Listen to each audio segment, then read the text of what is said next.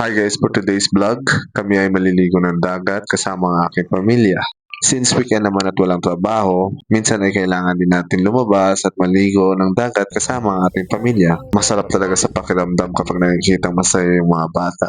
Ito nga pala yung anak kong si Arya na sobrang kulit pero napakabait na bata. Low tide pa nga yung naabutan namin eh. Around 10 a.m. na rin kasi kami nakarating dun sa area. May sumusunod pa nga sa aming mga aso. Gusto din ata nilang maligo. At nauna pa nga maligo yung isang aso. Sobrang puti pa nga nung buhangin. At sobrang ganda pa ng tanawin. Dahil low tide, makikita mo talaga yung mga corals. Ang gaganda talaga. Sobra. At gumawa pa ng video para pang reels oh. Dito naman ay nagtuturo na yung dalawa kung saan sila pwepwesto. Hindi rin sila pinayagan na maligo kasi sobrang init sa mga oras na yan. Sa wakas at pinayagan na rin silang maligo. Black na. Dark ng skin niya. Dito ta, dito ta. Anak, dito ta. Ayaw dara. Dali na. Sige na ba? Dito naman ay makikita nyo yung sobrang ganda ng lugar.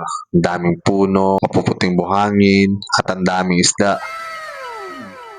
Saman, enjoy ka? No. Ha? Anong no man? Ha? No. Anong no? Ang naong ni mo, pareha na tag-skin.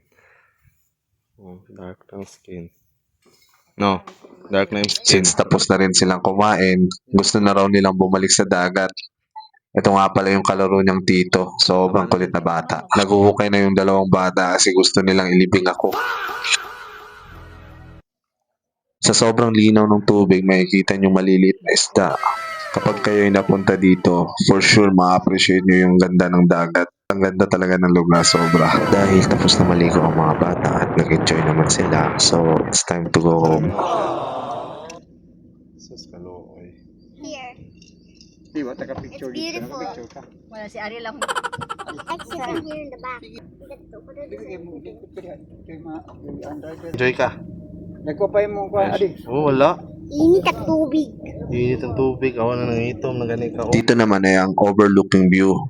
At ang sa baba naman ay ang lugar kung saan kami naligo. Salamat sa panonood. Hanggang sa muli. Paalam.